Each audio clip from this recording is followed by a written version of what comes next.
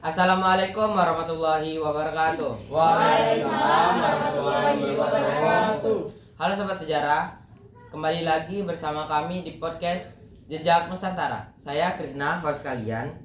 Dan hari ini kita kedatangan 7 narasumber yang siap membongkar kisah-kisah heroik di balik perlawanan daerah terhadap kekuasaan besar VOC. Ada Deca, Dela, Bagus, Nanda, Ririn, Ririt, dan Rio. Selamat sore semuanya. Topik kita kali ini spesial, perlawanan daerah VOC. Kita hanya membahas 2 atau 3 saja, karena saking banyaknya ya. Tapi untuk edisi ini, kita fokus pada 2 perlawanan ikonik. Kita mulai dari yang paling berat, yaitu daerah Aceh. Deca, boleh dijelaskan sedikit latar belakang perlawanan Aceh? Untuk Krishna, Aceh adalah salah satu kerajaan terkuat dan merdeka di Nusantara pada saat itu. Mereka menantang keras upaya VOC memonopoli perdagangan di Selat Malaka, yang merupakan jalur vital Aceh. VOC dianggap sebagai ancaman langsung terhadap kedaulatan dan ekonomi Kesultanan Aceh. Baik, ancaman kedaulatan. Dela, siapa tokoh kunci dari Aceh dalam menghadapi VOC? Tokoh utamanya adalah Sultan Iskandar Muda. Beliau adalah penguasa yang sangat ambisius dan anti VOC pada masanya, terutama sekitar tahun 1626. Sultan Iskandar Muda pernah melancarkan serangan besar-besaran ke markas VOC di Malaka, yang saat itu berhasil direbut oleh VOC dari tangan Portugis. Wah, serangan langsung, lalu bagaimana hasilnya, Bagus? Meskipun serangan itu pada akhirnya gagal merebut Malaka, perlawanan Aceh ini menunjukkan bahwa mereka tidak pernah tunduk pada VOC. Aceh terus menjadi duri dalam daging bagi VOC, membuat VOC harus mengeluarkan banyak biaya dan tenaga untuk mengamankan jalur pelayarannya di sekitar perairan Sumatera bagian utara. Jadi meskipun tidak menang mutlak, mereka menunjukkan bahwa Aceh adalah wilayah yang tak bisa ditaklukkan. Kita geser jauh ke timur, ke Sulawesi Selatan, Kesultanan Gorontalo atau Makassar.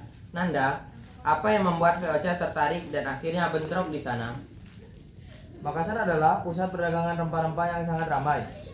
Dan yang terpenting, mereka menganut perdagangan bebas. Siapa saja boleh berlabuh dan berdagang. Ini jelas sangat bertentangan dengan prinsip monopoli yang diusung VOC. VOC ingin menguasai perdagangan rempah di Indonesia bagian timur, dan Makassar adalah penghalang utamanya. Menarik, perlawanan ini melibatkan pahlawan yang sangat terkenal. Ririt, siapa tokoh dari Makassar yang menjadi momok bagi VOC? Dia adalah Sultan Hasanuddin yang dijuluki ayam jantan dari timur oleh Belanda sendiri karena keberaniannya.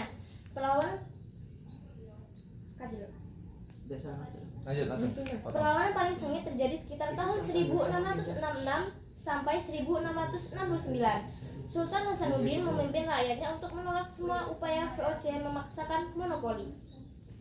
Tapi kita tahu, perlawanan ini berakhir dengan kekalahan Makassar. Rio, bagaimana VOC akhirnya bisa menang?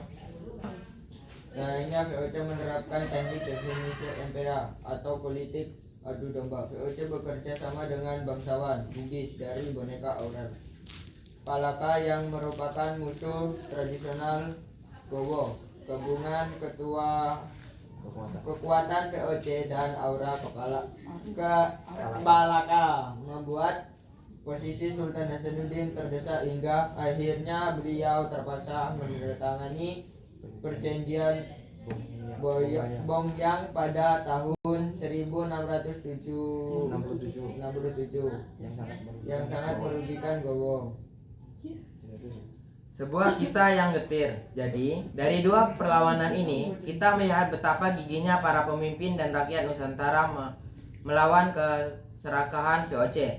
Baik dari upaya mempertahankan kedaulatan di Aceh maupun mempertahankan prinsip perdagangan bebas di Makassar. Ririn, betul?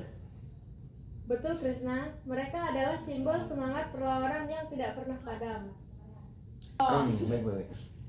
Baik, terima kasih banyak Deca, Bagus, Ririn, Rio, Ririt, Nanda, dan Dela. Terima kasih atas wawasan yang luar biasa ini. Sobat sejarah, itu dia 2 kisah heroik perlawanan terhadap VOC. Semoga menambah pengetahuan dan kecintaan kita pada sejarah bangsa. Jangan lupa subscribe, like, dan bagikan podcast Jejak Nusantara. Saya Krisna pamit undur diri. Sampai jumpa di episode selanjutnya.